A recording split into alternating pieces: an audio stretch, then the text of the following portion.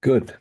So welcome everyone to this meeting about the services, data services, and it's aimed at the research community and the fellows, DDLS fellows and Scilab Lab fellows, but in general for the research community at Scilab Lab. So this event is organized together between Data Center and NBIS, and we will go through some different services and also have a lengthy, if it be a discussion about with feedback, ability to give feedback for us.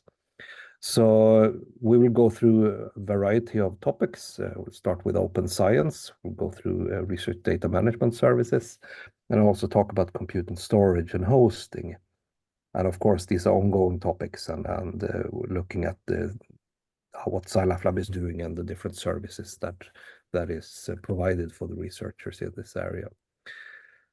So I'm not going to talk a lot about this, but I think we should just get started simply with Chris, so who is starting about the open science part. There will be a discussion coming in the end. I will be away myself for part of the meeting because there's a board meeting in parallel that I need to attend. But I'm coming back to the discussion as well. So you know, thank you. And yes, so let's leave the word to Chris. I'm going to say, so my name is Niklas Jarborg. I'm with the NBIS, the bioinformatics platform, and the data management team there. And I'm going to be some sort of facilitator during this session. And if you have questions, well, raise your hands or write questions in the chat, or there's even a Q&A functionality. So pick your poison, and we'll try to monitor that. As Johan said, there will be plenty of time at the end to discuss things. But Chris, please take it away. Yeah, and you're going to keep me in line as far as the time too. So I'm Chris Erdman. I'm the head of open science, and I am just trying to access my slides at the moment. But yeah, I just wanted to give you an overview of just some points in open science that will be helpful for you. So to start, and it's taking a while to load, it seems.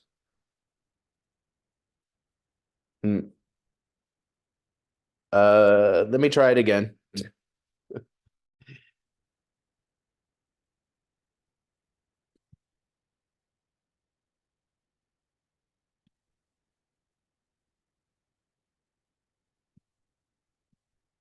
Oh, I know why it didn't work, because my browser crashed. So let me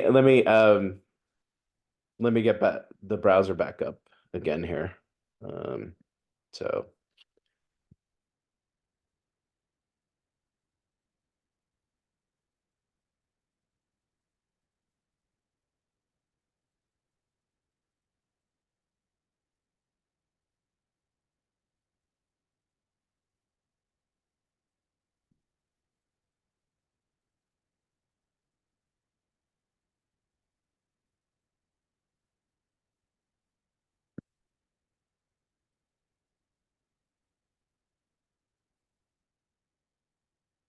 there we go.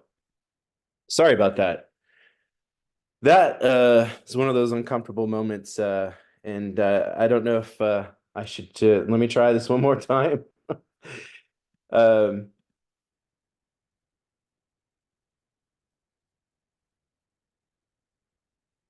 we go. All right. So yeah, just to start, so this is Open Science 1, a 101, and I wanted to just really give you some points as far as open science goes to help get you started.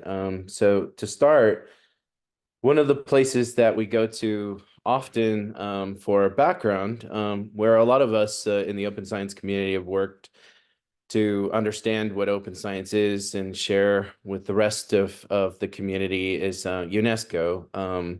And a lot of organizations, a lot of countries are really pointing to the UNESCO's material, their guidance, to help craft their own guidance, their own policies. So just to start, I thought it would be helpful to share the definition of open science from UNESCO. So it really touches on some points about increasing scientific collaborations, sharing of information. One of the bigger points too is about making your research openly available.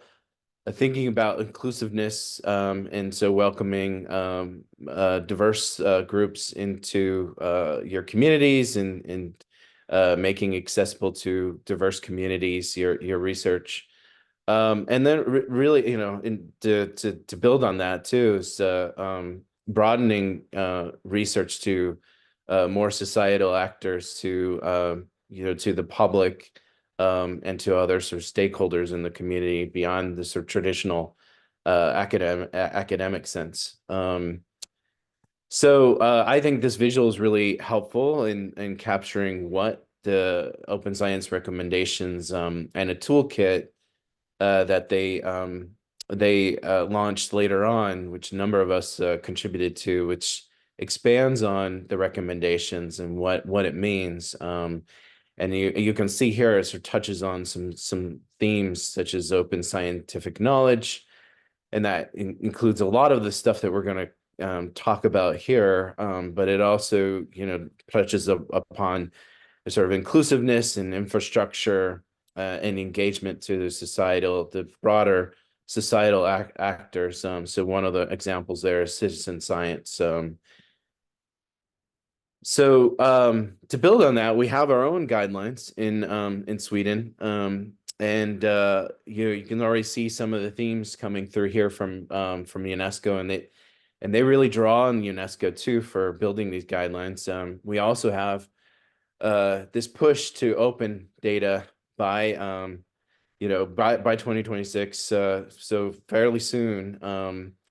And but the guidelines really, you know, they center on open access to scholarly publications and data, methods. This can include software, other resources and protocols, the open educational resources, and the public engagement aspects, and the infrastructure, right? So supporting infrastructure for making your research openly available. I think it's helpful to share with you something we did. So I previously worked at a funder, so Michael J. Fox Foundation and Aligning Science Across Parkinson's, and we put together this table that helps you sort of understand, well, generally speaking, what are the funders asking for across the board when it comes to sharing your research. And you can see that open access is becoming a requirement, not only in our guidelines, but also across many of the funders. And as far as data sharing and code sharing, that's becoming more common. Just recently, preprints, the Gates Foundation added that as a requirement, along with Aligning Science Across Parkinson's. And a number of funders will start making preprints required moving forward. So you'll see that trend. So another thing is that funders and governments are starting to look into how they can monitor the open science. And so there's an initiative through UNESCO, you know, which we've joined, and then the PLOS is another sort of example here of monitoring from their journals, the Public Library of Open Science, monitoring how data sharing and software sharing is going, and protocol sharing. So they've done a lot of work to sort of also show us, like, what does it look like and what can we do to improve. And you know, from the other aspect, there's monitoring just to track how well we're doing as far as policies and guidelines in the overarching community. And really what it comes down to is really trying to support that collaboration that you saw in UNESCO, the replication and sharing, the open access pieces. But we're really trying to drive towards reproducibility to, you know, help aid that and accelerating progress in science. So that comes down to really at fundamental level, public access, community access to research, and sharing your outputs to build this trust and help with quality of research. So sharing your data and software. One of the central ideas too that you'll see that comes up often is FAIR. So this is often you'll find it in some of the guidelines and the policies that you see out there in various flavors. But what it comes down to, what FAIR really means, is making your research machine readable and actionable.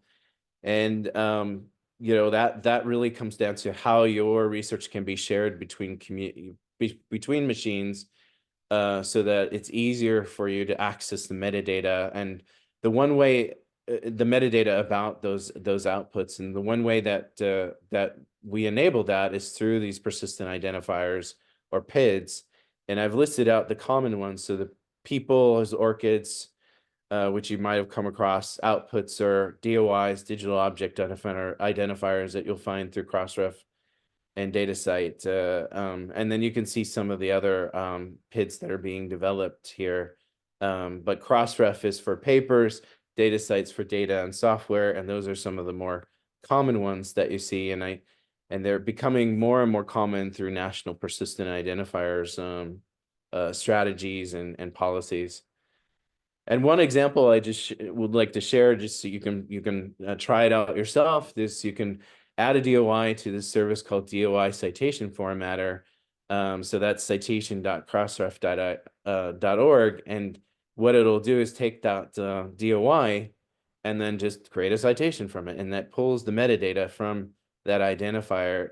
So this is just a really quick example, easy example to show you, well, what do we mean by using these identifiers and making our lives easier as far as machine readability and actionability.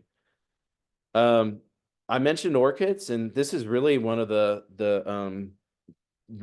more I guess prominent identifiers, one of the ones that's used in a variety of places that you might see. And it's really useful as far as building your digital presence. And what it does is it creates this unique persistent identifier for researchers and authors that you can ultimately link your data, your publications, your software, and more. And I link out to, I will share these slides later. I realize I'm very link heavy here, but there is actually a helpful resource that I worked on with others that talks about building up your digital presence checklist. And ORCID's really helpful as far as if you have a common author name, but also just responding to that to FAIR and making it so that it's easier for you to plug in this identifier and do various things within the scholarly ecosystem. The most important things to do with your ORCID, not to say that there are others, but the ones that you can focus on initially is linking your ORCID to your Crossref account. And I've included a video that sort of walks you through that. But you can have it so that ORCID, your publications auto-update within ORCID. And you can also do that with DataCite, with data and software and other research outputs. So you can link your DataCite and ORCID, and there's instructions through DataCite on how to do this. But it's very useful as far as keeping your record updated on publications and data and software. And I've used in many cases you use those identifiers for funding systems and publishing systems. So accessibility of publications is another important point to bring up.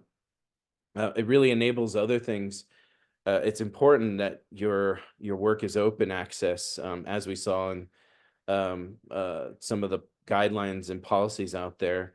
And one of the places you can start is through preprints. So bioRxiv is one of the more common ones, but there are other mechanisms for making your paper available. And what it does is really help from an open science perspective of rapidly disseminating your information, making it visible, getting feedback, having an open and versioned copy so that people can discover your research, and increasingly you have the ability to review openly peer review preprints through pre-review and other services. And so I've actually had this happen recently, which was fantastic. You can see your peer review right away, and it's open for others to see.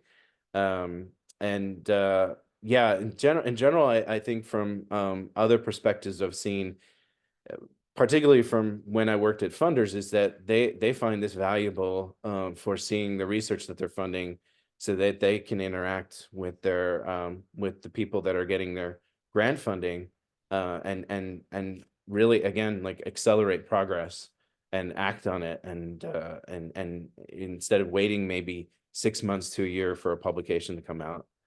But there are other ways to do this, to make your publication open. So you can actually share your final peer-reviewed manuscript, and you can either do that through an institutional repository, you can do it through Europe PMC, PubMed Central, or there's a service called shareyourpaper.org where you can do it as well. But there's just a variety of methods to make your manuscript available, so that if people can't gain access to the journal article, then they have this as an option, or your preprint. You can also sort of help towards opening your publications through choosing a license. The most common one is Creative Commons and Attribution 4.0, CC BY 4.0. And one of the things that is very important is to include your license wherever you can, so that we know we can use this, your publication, or access it in various ways. But there are also other ways to indicate that your publication is open, and one of them is through an author addendum, and I've included a link there, or to work with your institution that might help you with article processing charges. So that's another sort of option available to you as well.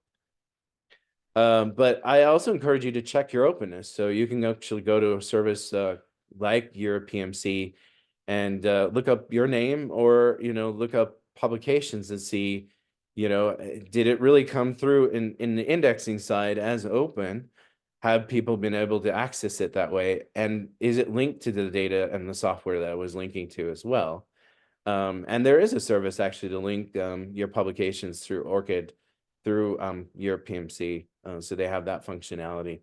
But increasingly too, funders look to these services to check your openness per their own policies, to see, is this researcher an open researcher? Is this researcher following our policies, our guidelines? So I encourage you to look at your own profile to see how you're doing, and see if you can make improvements. The other thing to note here is that's important per those policies and guidelines that I shared with you earlier, is that ensuring that the access to your data and software is open as well.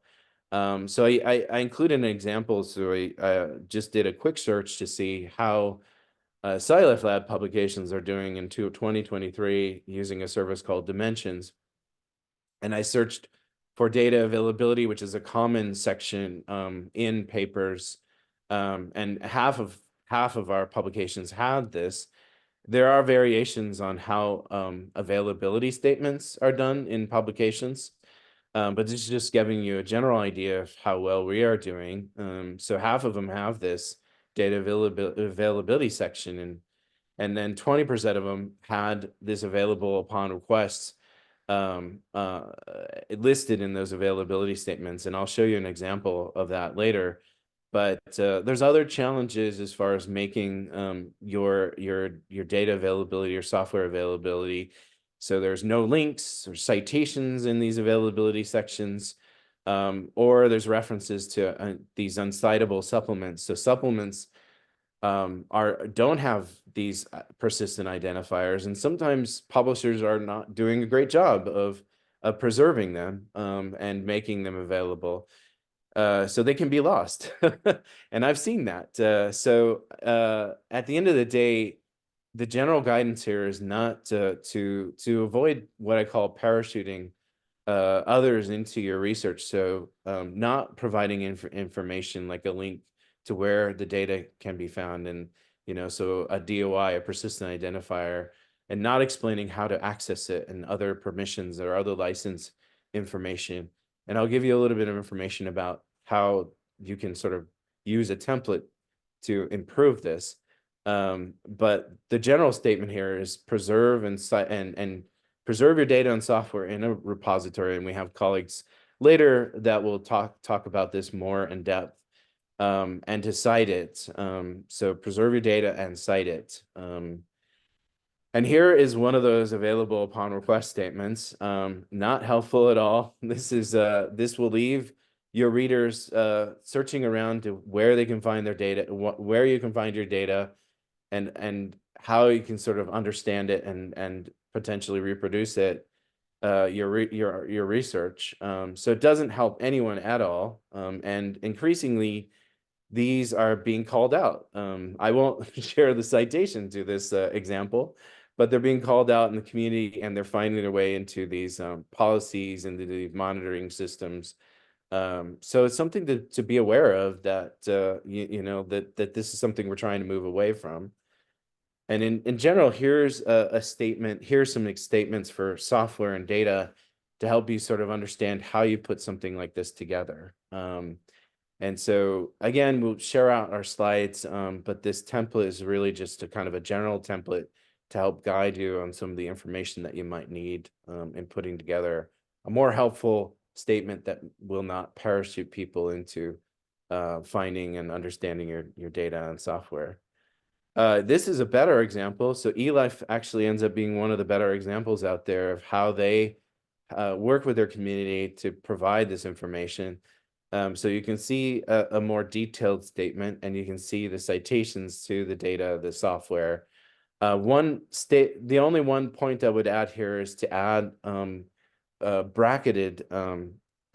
these bracketed descriptions in your citations. So data set or computer software are some common ones that are put out there through APA citation styles. And what this does is it tells the publisher, tells the indexers that this is data, this is software. Otherwise, sometimes the publishers will strip this out, and it won't find its way into these systems. It won't be discoverable. We're working on this as a community, but it's just something to note that this could potentially happen when you go back and check your openness and say, why didn't this show up? Well, this might be one of the reasons. And just in general, why would you want to do this? Well, it's shown to increase your impact, your citation impact of sharing your data and software in these ways, in these mechanisms. So in general, it just helps you out in your citation advantage and your impact. So I'll just, because of time, I included some of these slides to help later. You can access them later, but you can also release your code and preserve it and cite it through Zenodo, through GitHub. But you can also publish your software through an open solution called Software Journal of Open Source Software. That's one example, but there are other examples out there. And you can actually cite your software from GitHub using something called a citation file, so that people know how to cite your software from there. And some other sort of identifiers to bring up, or other resources to include, to share in your research. So research resources, this can include cell lines, reagents, a variety of things that you can provide an identifier and include in your paper, and then can also be available through these systems so that people can track and also find them. And then the other is protocols. So we actually have a service here at SciLife Lab called protocols.io, which helps you sort of document your step-by-step procedures, your methods, so that others can sort of walk through them and reproduce what you've done. So that's also a helpful service to note. And then the last thing I leave you with is additional resources. So there's actually an Open Science 101 course that I worked on with a number of community members from TOPS. It's a NASA curriculum. And it was really developed from community members around the world, though. It's not US centric. And it's a great resource for walking through all the different aspects of open science to learn about. And then Turing Way is a great resource for how to do open science in communities and with your own team. And then the other is Our Path to Better Science, which is a paper that talks about sort of a team's approach to incorporating open science. And they went on to teach a course called Openscapes, which is about how teams can integrate open science into their work. But that's it. And I don't know how I'm doing on time. Nicholas had a little bit of technical difficulties, but if there's any time for questions. No worries, you're doing great. So do we have any questions for Chris?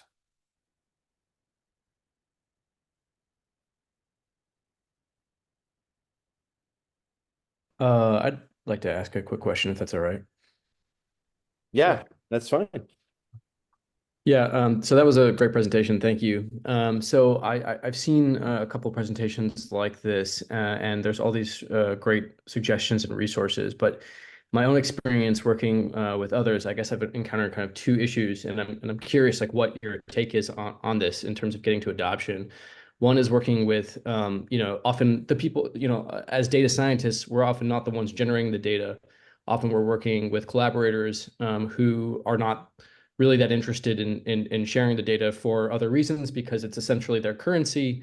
And so they're like, share your money with everyone. And they're like, I don't really want to. So that's a tough thing to deal with. And my experience is the only thing that sort of forces them to do that is basically declaring it's necessary by the funding bodies. And even then, it doesn't work half the time.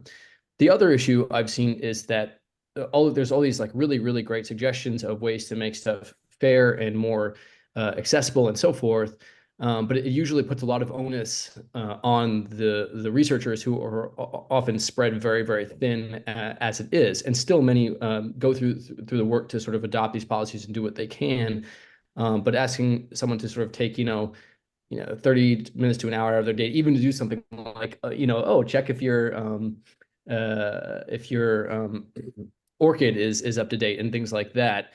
It sort of like gets knocked to the bottom of the priority list. So I'm wondering, are there ways to motivate researchers to actually do these things, either, like, for example, by having funding bodies just ensure that they do it, or by creating services that will do this for researchers. Like if I could use grant money to pay someone to just like make my stuff more open generally and like go down this checklist and do all these things, I would totally do it. And I think grants would support it, right? Funding bodies would support it. But yeah, just interested in your thoughts on all of this, because I think that's kind of like the elephant in the room with these discussions. Yeah, you noted one, which is the policy side of things. And I wouldn't say that the sharing is done necessarily well. It's actually sometimes rushed in those kind of cases to meet those policy guidelines. I would say one of the more important things is and they're probably going to speak about this later, is to reach out to look at where you might sort of publish your data first, and reach out to sort of services related to that to help to assist you. And I think that sort of publishers and particularly funders, like where I was at, and some places are starting to think about this as well. Like, well, we really need to work with our researchers to help, to assist, like what you're saying. But we're kind of living on a spectrum right now, right? It's like what is feasible, what can I do? And so I've had a lot of those discussions about, like, what can you do in certain cases versus what speaks to this policy. And like, you get a spectrum of answers, but I would go back to like it's kind of like the commenting your code example, which is you know, thinking about things, doing things earlier on in the process will help you. You know, it will help you a great deal. And regarding these challenges of like what you can share as far as proprietary and or like this is my currency, it can be challenging, right? Again, we live on a spectrum, and sometimes in some cases, you know, I've seen journals talk about sort of snippets of code, and you know, like in the case of code, and we have an example recently where the community kind of revolted against that, right? Like this Nature article on AlphaFold, where everyone's saying you should have shared more of the code because the code you shared. And I think it came down to sort of examples of bad commenting or things being stripped out. And it's just the spectrum that we live in right now, and there's not exactly you know, things in place that check how well you're sort of publishing your data. It's getting better, you know, and that's why I say that's why I bring up the monitoring solutions, right? Like there are these sort of monitoring solutions to sort of check how well you're doing, and we're actually involved in a project that's EU funded to look at how fair assessment can be done on depositing your data so that you're sort of meeting some of these requirements, and that's through EC funded through Zenodo, right? So Zenodo communities, and you'll see a lot of that stuff coming through soon enough too to help researchers understand what metadata has to look like, right? And so it's a spectrum. All I can say is it's a spectrum. Look at the policies that, you know, your funder is, look at your sort of own institutional, you know, policies. But, you know, overall, and that's why I included that table, is that, you know, you have to align across all these policies too, right? And for the most part, where we're sitting at is open access data and software. And that is, you know, like at the moment, at least some of the things I just shared with you, you know, to help guide you. But I hope I answered your question, Jacob. Like, it's a good one, you know, like you know, it's challenging sometimes, I know, but you can reach out. And that's what we're here for, is we're a resource to help you with these questions. So I'm gonna chime in here too, and so the two things I want to bring up. One is that look for the procedures, what ways of working that helps you in this sort of front-loading stuff that saves you time later on. But we don't like to do that as researchers. We want to dig into stuff, and then as an afterthought, we sort of polish things up and we have forgotten the half of it. But so it's a bit of a culture shift there, I think. So start applying those ways of working that helps you around this. The other thing, I think, for the last decade or so, we've been working on enabling this through all sorts of services and functions. And also the policies have come. But what is still missing, and I think is the most important, is the incentives for researchers. And there's this, for example, the Quora initiative, sort of. So funders and universities actually promotes researchers that apply these ways of work. That's my 2 cents. We are now going to move into the next talk. So Angela and Elin are going to talk about Scilab Lab data management services and support.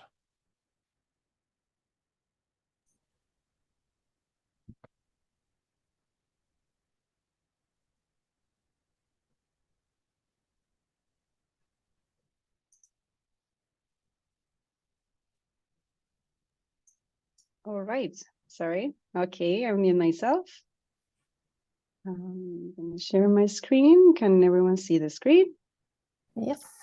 All good. Hello, everyone. Thank you very much for joining us today. I'm Angela Fuentes Pardo, data steward at Scilab Lab Data Center, and my colleague, Ellen. Yes, hi, I'm Ellen Cronander from NBIS.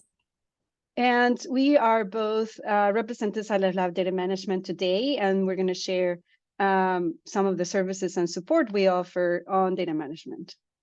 So the reason why we're here today, and I hope you agree with me, is because we value data.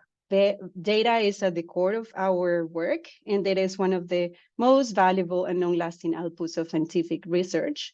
So researchers rely on a lot of data, analyzing data, to come up with scientific conclusions and infrastructures such as Scilab Lab.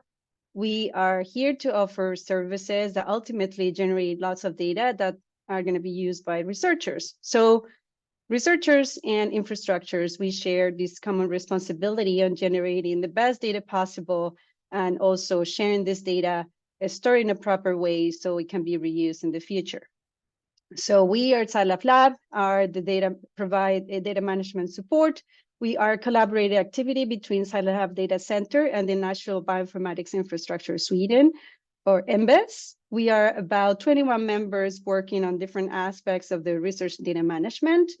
And I'm sure that many of you are familiarized with these two organizations, but I'm gonna just very quickly to touch on like what each of us do. So Scilab Lab Data Center is a multi-site Celtron unit that is mainly responsible for IT and data management services.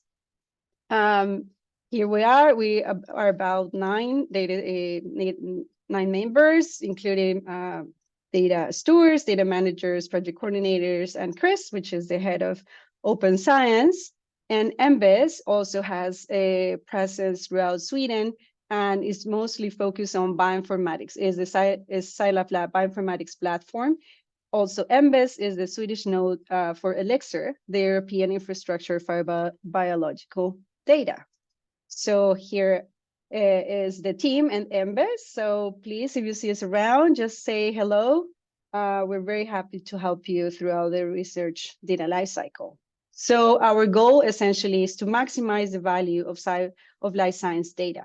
And how we achieve this, essentially, we want to promote and spread information around FAIR principles, open science, and good data management practices. So for this, we have developed and offer a wide variety of services, tools, and support throughout the entire research data lifecycle. We also offer training. So you're going to learn more about this at the end of this talk.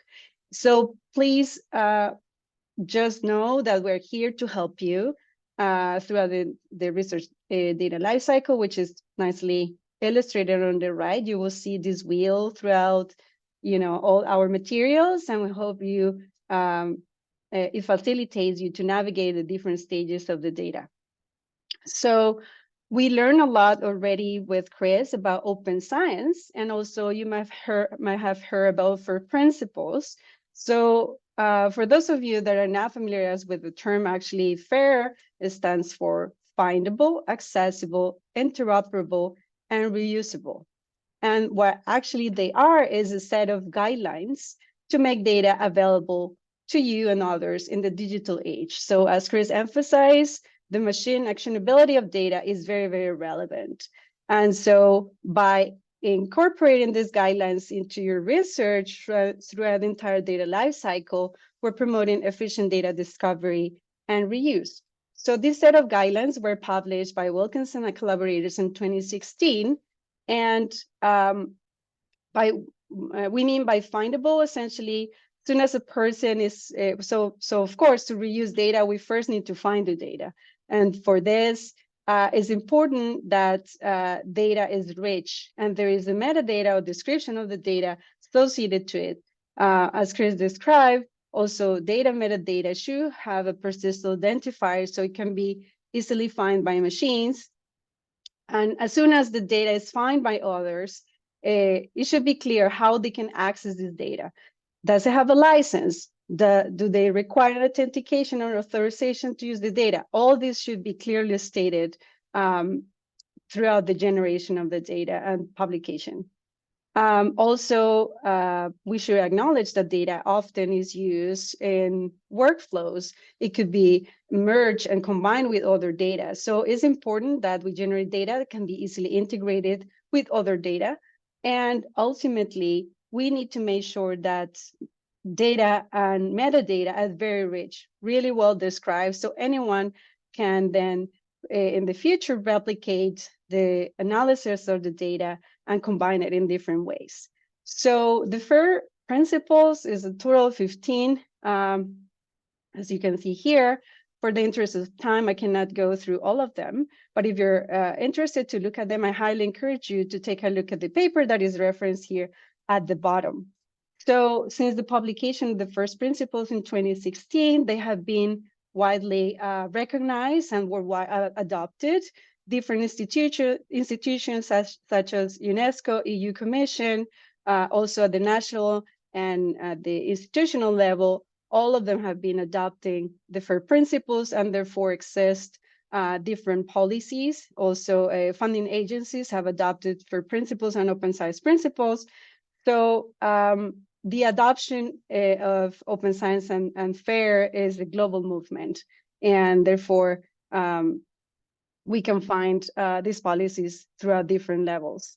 And so, for example, here in Sweden, the Swedish Research Council have provided a vision and guiding principles on how to make data open. And in order to make our data fair, essentially, it's important to adopt good data management practices throughout the entire research data lifecycle. For example, as I mentioned, it's very important to document the research, how the data was collected. It should be really well organized. It's important to share information about how can be accessed, is there security or restriction, and the ethical level and legislation that is around the data. Ultimately, the stakeholders of the data or the data management practices are the entire community. We can start by the colleagues you work with. So it's important that they understand, for example, how you generate the data. In general, the scientific community, it's important that the scientists wanted to reuse the data can easily find it and understand what it is. Society in general, we know that different funding agencies are government funded, so it's important that they know what happens with the data, with the funding related to it, and also yourself, because at the end, your future you will not always remember what your present you decided to do. So this is a really nice quote, actually, by Rachel Ainsworth. Your primary collaborator ultimately is yourself 6 months from now, and your past self doesn't answer emails. So it's very important to adopt FAIR principles, not only for the wide society, but also for yourself.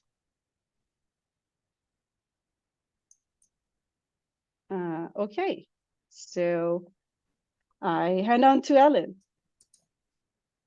Thanks. So how can we then implement FAIR in our research?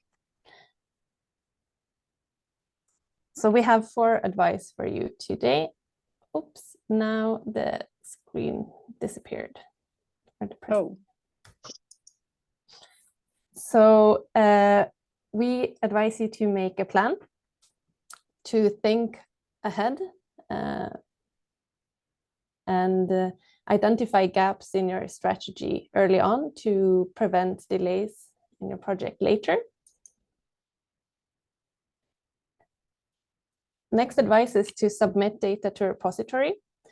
Repositories have already thought about how to make data more fair, and they will provide you with an identifier, and they will also guide you in terms of how to describe your data with rich metadata. And if you do this early on, you will also have a backup in a different place. Third advice is to get trained. This is not something that we know when we are born, right? So we need to learn how to make our data organized. We need to learn how to use ontologies to describe our data. So attending a webinar like this is a good first step. And then also let us help you.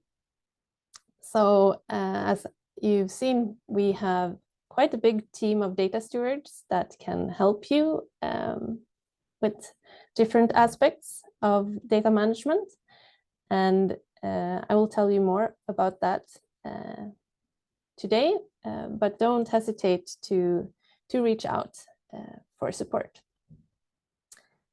Before moving on to our services, I wanted to just tell you a few more things about FAIR that I think is important to remember.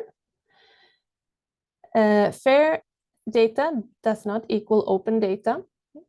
So data can be open without being fair. You can make your data available on the internet without describing it, and maybe no one will find it. It's not, even if they find it, they cannot reuse it, so it's not very useful. But data can also be fair without being open.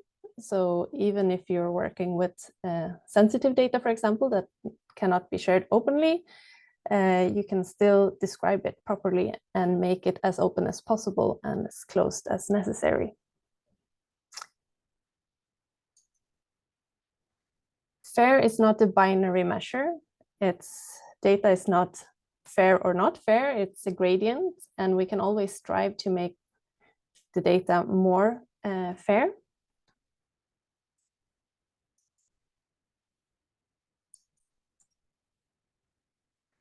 And there are many types of data. And when the FAIR principles were launched, it was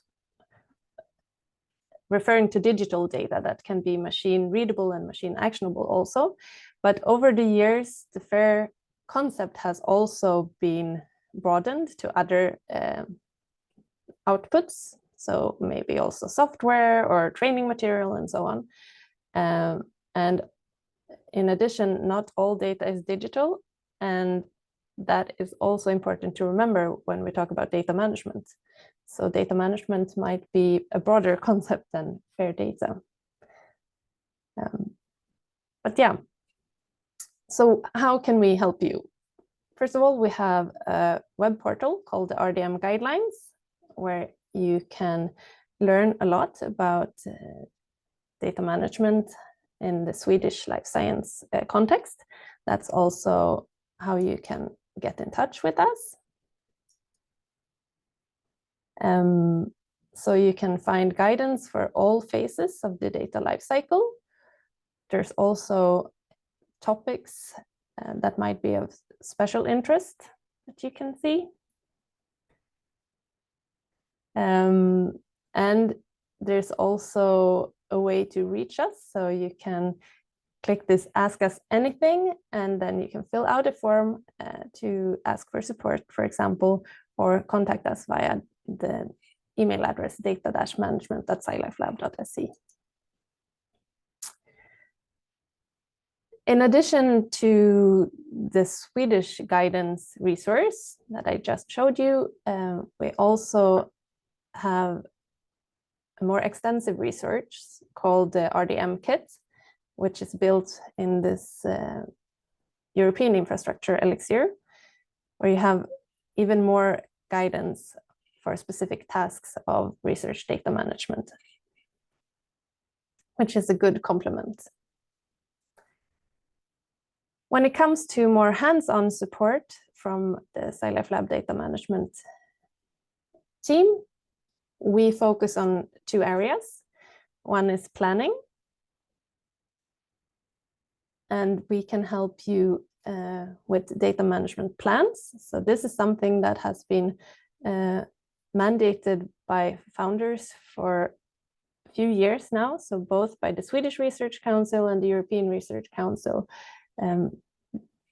they make it mandatory to have a data management plan if you get funding from them. And a data management plan is a living document where you document your data management strategies. Well, what does that mean?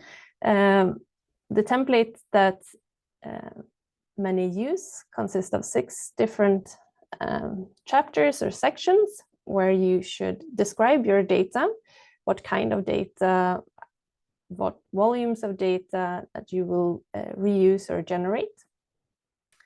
There's one section about how to document the data and the procedures and standards for assuring good quality.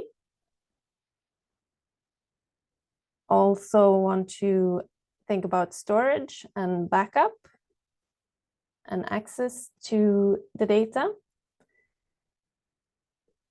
We also want to document the legal and ethical aspects. So if you have an ethical permit, for example, for conducting research on humans or on animals.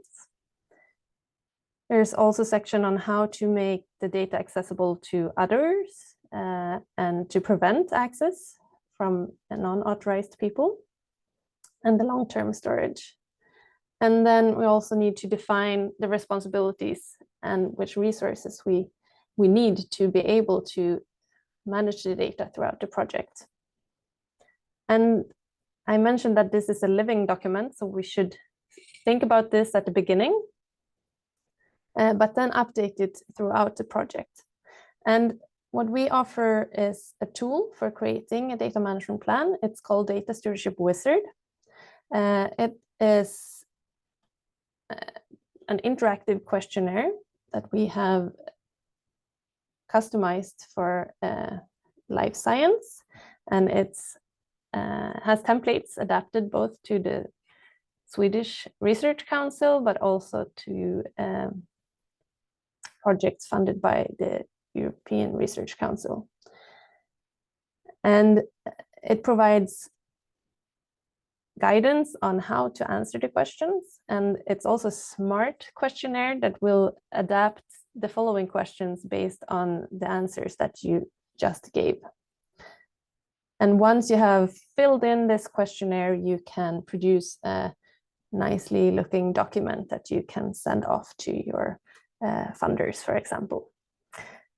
If you need help, you can get in touch. There's also recorded demos of how this can be used. The other phases that we focus on in our hands-on support is sharing data and submitting data to repositories. And this is to increase the impact of the data from SciLife Lab and other places as well, to enable the reusability. So as someone mentioned, this is often happening in when there's a scientific publication and it's mandated that you make your data available when you publish your paper. But we also encourage you to publish your data in a repository even before that. And so connected to the planning phase, you should plan for depositing data in a repository early and think about what types of data you will generate and find a good repository. That is something we can help you with.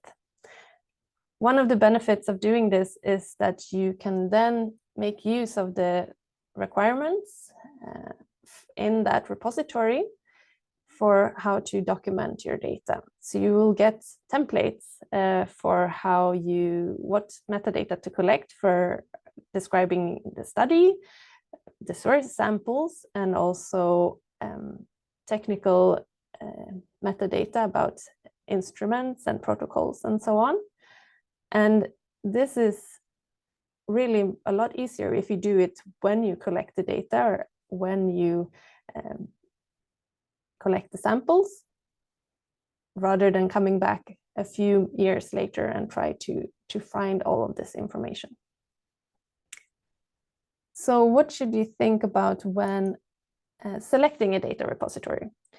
First, we need to understand if the data is sensitive or not. If so, we need to find a restricted access repository. Otherwise, we want to find a domain-specific repository, because then the metadata will be modified to your data type and make it better. And also it will be easier to find for others. If not, then an institutional data repository can be used. And as a last resort, we can go to a general purpose repository, like Zenodo, for example. One of these repositories is the SciLife Lab Data Repository, which is an institutional instance of Figshare. It's an all-purpose repository, and it allows for versioning and embargoes, so you can upload your data there without making it public until you're ready for that. It has integrations with ORCID, for example, and other code repositories, and it's available for researchers in Sweden to use if they work within the areas of SciLife Lab's activities.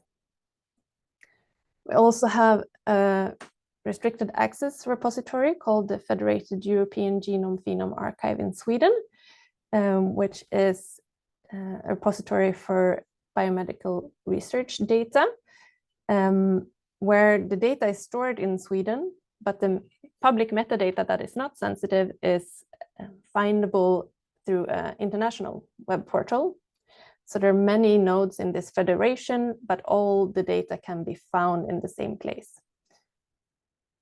And then each data set has a data access committee that evaluates if a researcher that has requested access will be granted access. And then the repository helps with the technical solution to give access to the right files to the right authorized person.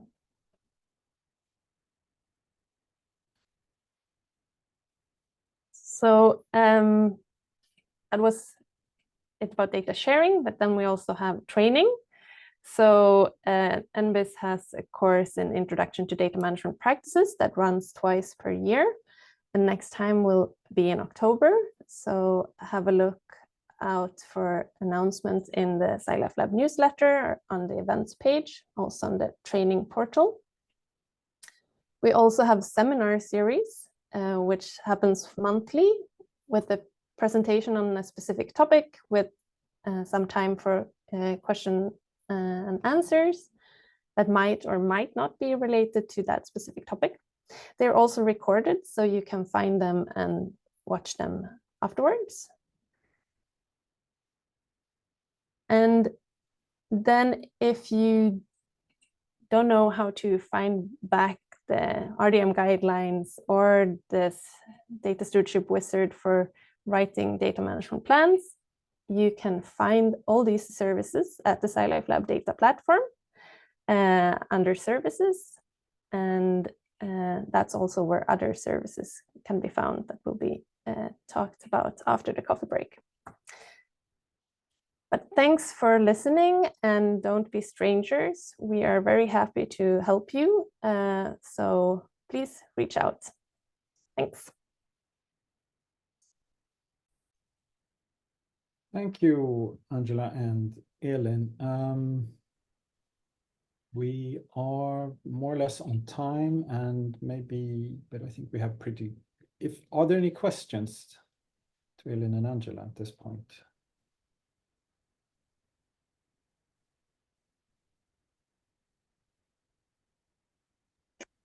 Hey, I'm just reading. We have a comment here, a question from Syed about if the presentation will be available. Of course, we're going to share it through our channels. Also, you were invited to you register, so you will get the presentation. Also, we're going to make it public in the repository. So yeah, of course.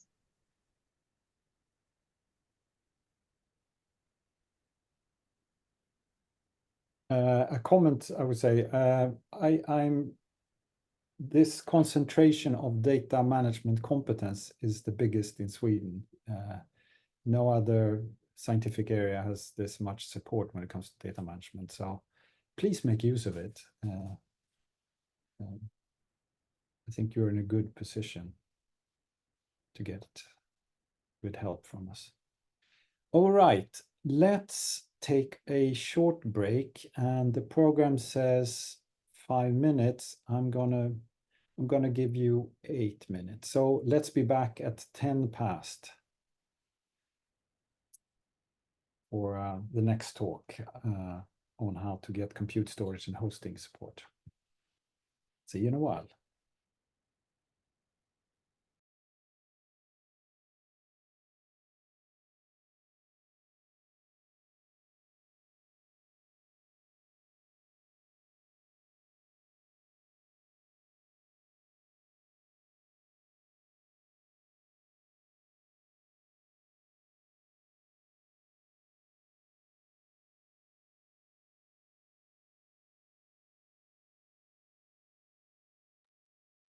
Okay, it's 10 past. I hope everyone is back.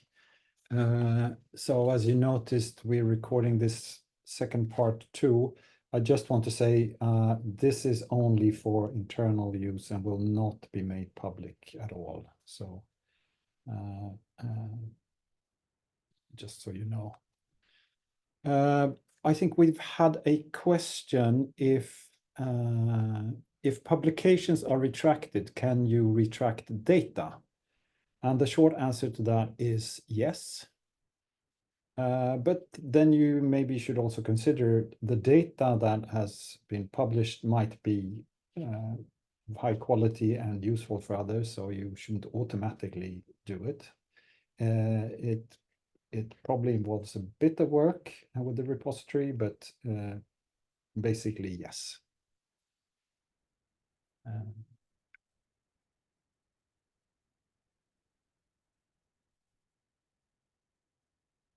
Right, so Lars-Ove had a clarification here.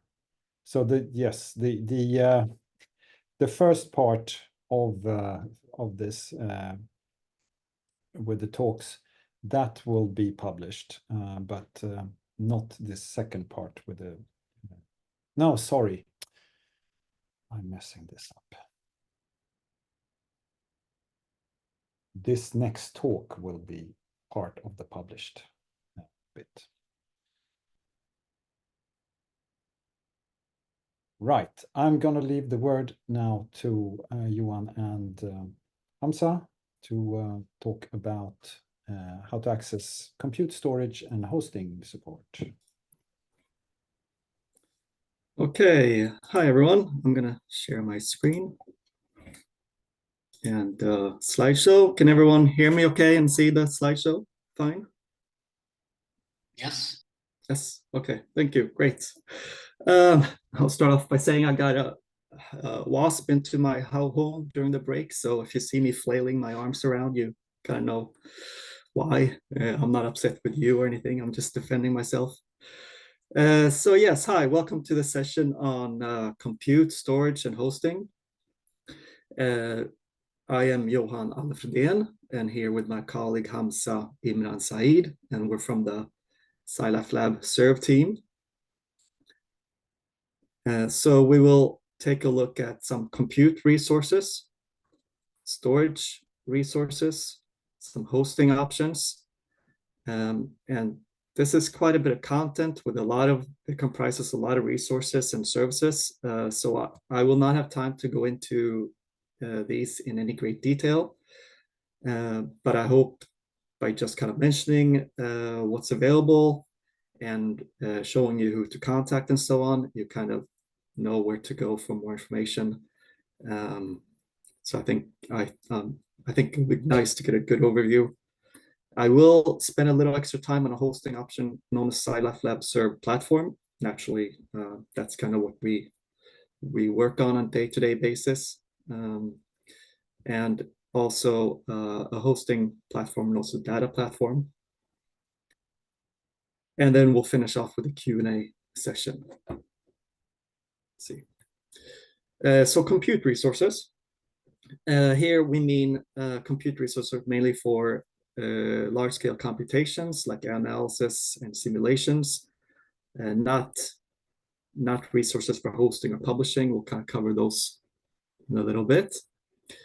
So we can group these into those clusters that are more like traditional high-performance computing systems, GPU clusters, and then also categorize systems that are suitable for handling sensitive information versus those that are not. So this is very important to know the right compute resource for you to select. Many of these are offered by an organization called NACE, the National Academic Infrastructure for Supercomputing in Sweden. It's kind of the follow-up on SNCC, so I'm sure many of you have heard of one of these organizations.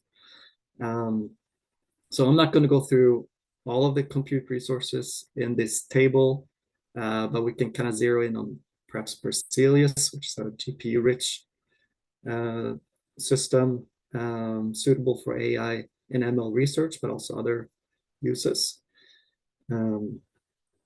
We also have forums, organizations that are not clusters in themselves, but they're available for data support.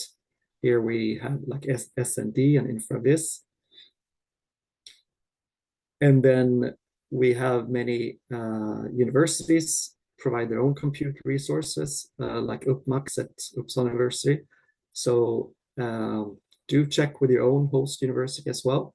This can be perhaps the easiest and quickest way to get a hold of compute resources for your research project. And then we also have at the European level, EuroHPC. So especially if you collaborate with other researchers across from Europe, this can be a very efficient way to share your work and share your data with them by using the European level systems. And here's a link to kind of more information and more detail about all of these different compute resources. So storage, once again, do check with your host university. Most provide some kind of storage for research projects. And this can be, like once again, can be the quickest and easiest way to get storage. Also, once again, we have NACE offering storage for research projects with SWISTOR and the Swedish Science Cloud. At SciLife Lab, we have something we call SciLife Lab Fair Storage. This is storage for data sharing that adheres to FAIR principles. This is basically available to any project that advances the knowledge of Swedish data-driven life science. And we have these call periods that are open right now, so you can certainly apply for this. And here's a link to more information about this FAIR storage.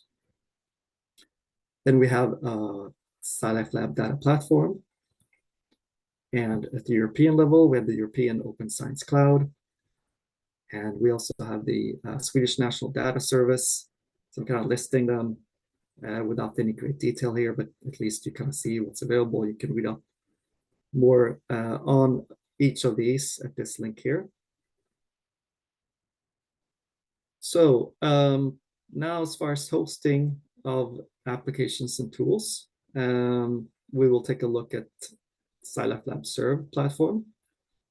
And we'll also look at the SciLife Lab Data Platform, which is a more general hosting platform solution. It is worth mentioning that both of these are intended to live long term. So you should not be worried that they'll kind of disappear anytime soon. Now, there's been, I guess, lately an increased desire or need to link publications and articles to visualizations and applications, interactive visualizations and applications connected to an article, such as this one here. And that's one of the arguments or motivations for creating SciLife Lab Serve platform, which is basically a platform for hosting applications and trained machine learning models for scientists. It aims to be quick and easy and kind of a self-service solution, as opposed to a more general hosting where you might need to do an application and be led hands-on through the whole process. But it is kind of a technical platform, so we do offer user support if you need it. We strive to adhere to FAIR principles with this platform as well, and that's something we're working on. You can get your own subdomain name for your application under serve. So for example, myproject.serve.scilab.lab.sc. And this hosting on this platform is available free of charge to all life science researchers affiliated or connected somehow with a Swedish research institution. And a little more detail on serve here. We're in beta testing, but it is open to all users. And so beta meaning we're actively working and developing this platform. It is changing continuously, and we're improving it based on your user feedback. So we very much welcome you to try it out and get back to us with any kind of suggestions for how we can improve the system. And it's worth mentioning also that it is, although it's in beta, it is a very stable service, and we have a dedicated team maintaining it.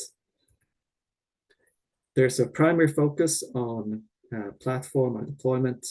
Primary focus on deployment of machine learning models and data science apps. But there's this kind of secondary use that's been quite popular, and it's browser-based notebooks like Jupyter Lab notebooks. And these have been used in teaching and training, which I'll get to here in just a little bit. So besides, obviously, you can use this platform to host things. There are also hosted apps and models that might be of interest to you.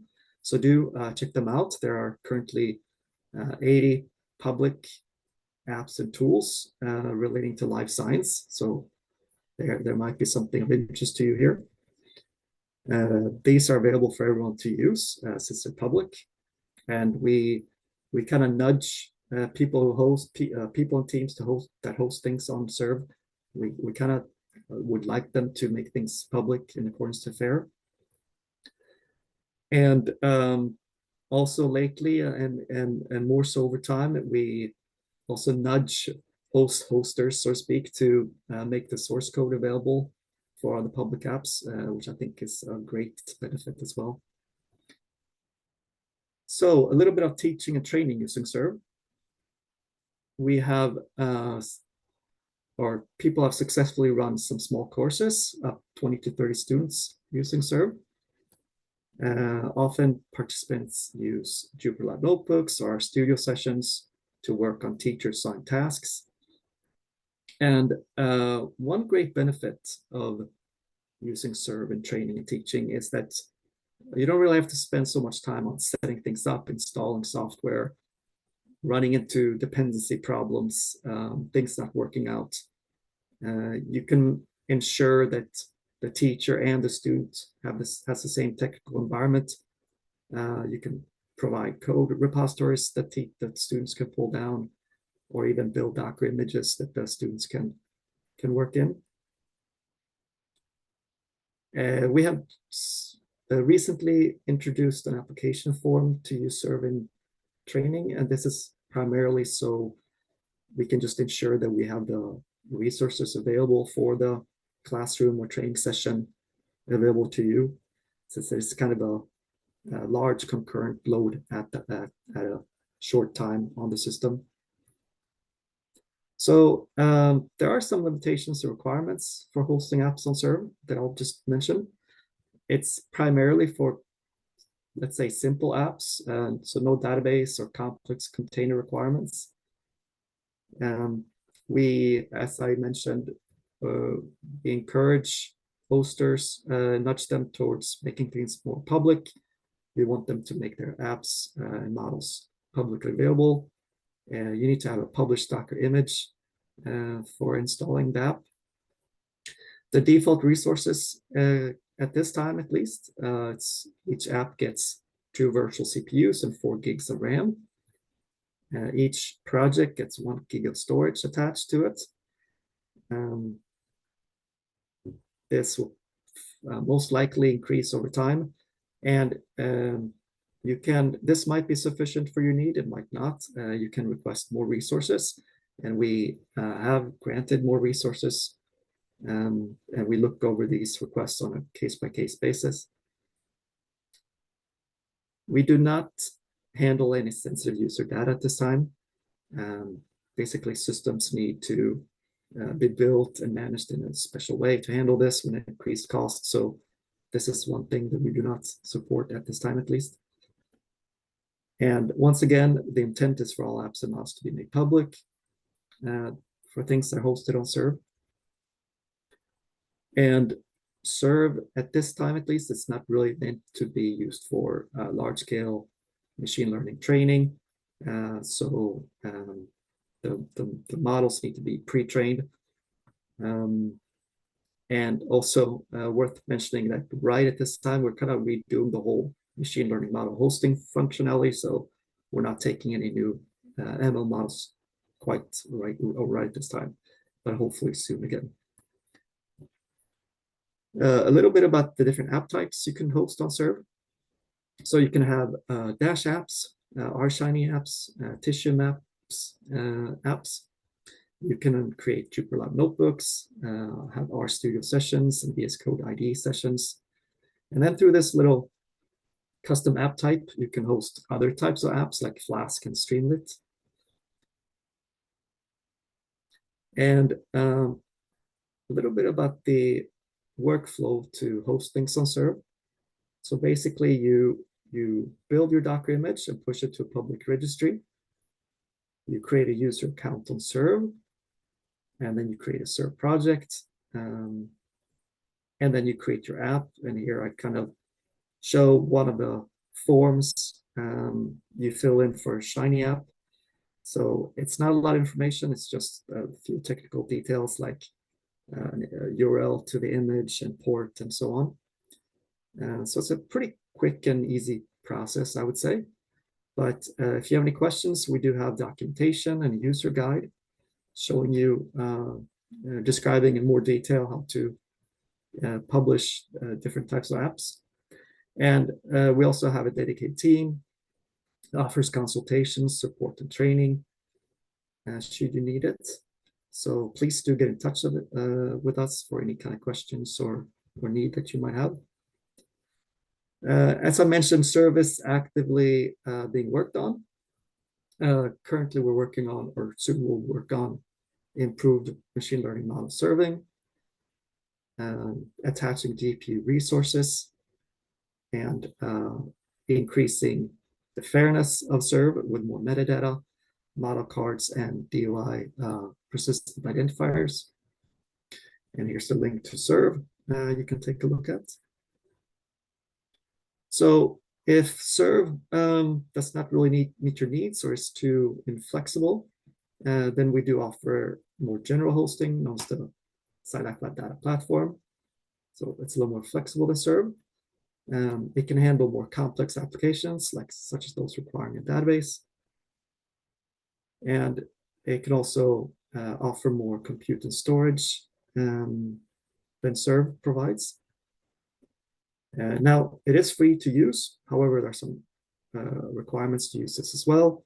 Your source code needs to be open. There are security limitations, etc., and more requirements.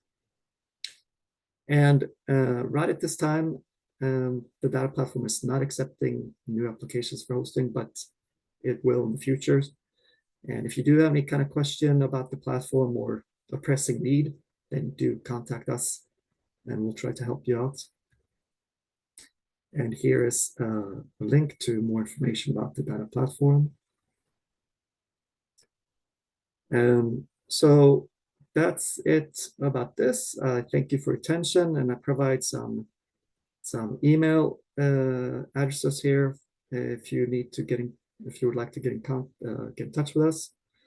And there's a lot of different resources, or many different people and teams behind these services and resources. So we'll have kind of take any kind of questions you might have now, and try to see if delegate to person or team that can help answer the question. I'll leave this up just for a little bit so you can jot down email if you need to. So yeah, thank you so much for us. So yeah, thank you. Thank you, Johan. And are there any questions for Johan on this?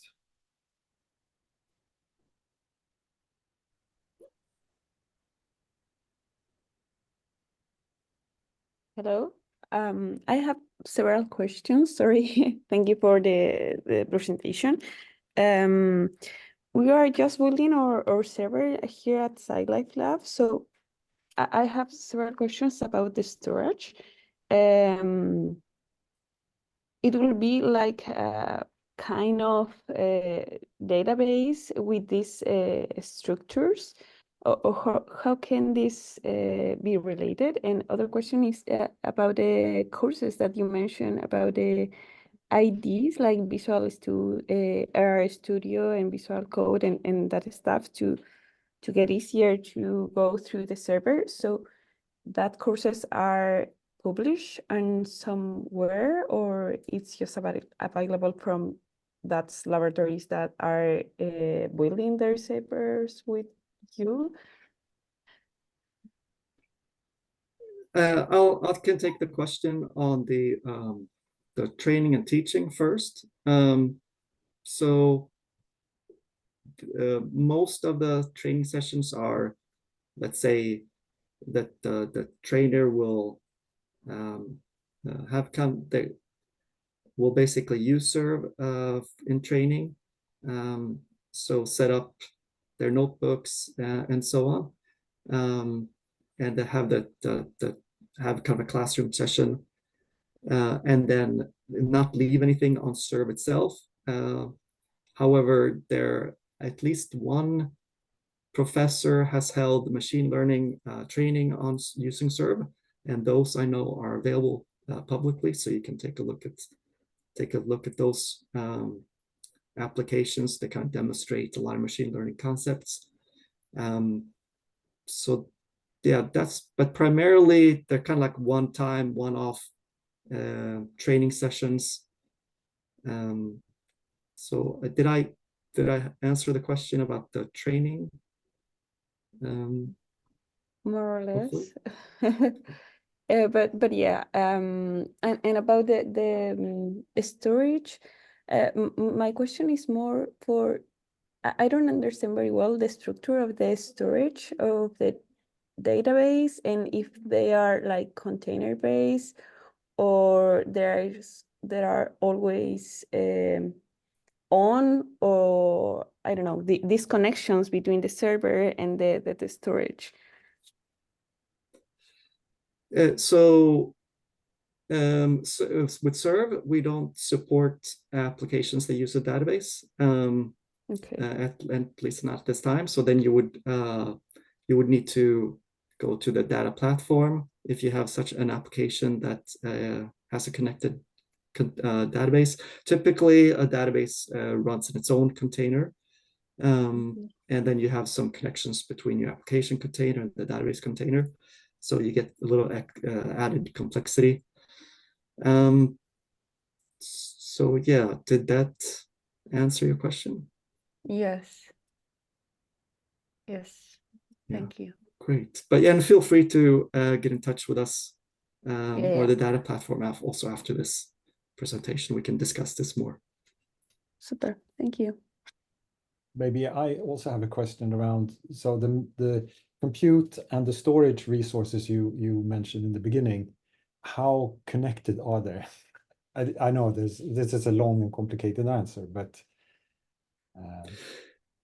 yeah, and that I guess varies. Most compute resources have some kind of connected storage to use them, some more than others. I don't know about all of these that I presented in detail. But yeah, so it varies. Let's put it that way. But so do some of the storage solutions that SciLife Lab offers or will offer, are they sort of close to compute resources?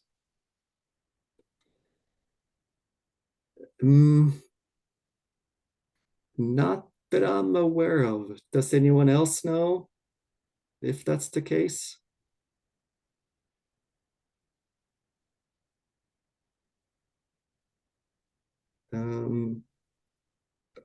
I think yeah, I'm not sure. Hamza, do you know about that? Yeah, I will not be the best person to answer this, but I would just say that in terms of the storage available through SciLife Lab Data Center, I think the compute resources provided by the SciLife Lab Data Center would be close to the storage, but these, for example, Berzelius and storage connected to it would be different, in my opinion, than storage available through the data center. So not that closely connected in these systems. Okay, thank you. So now we're moving into the last session,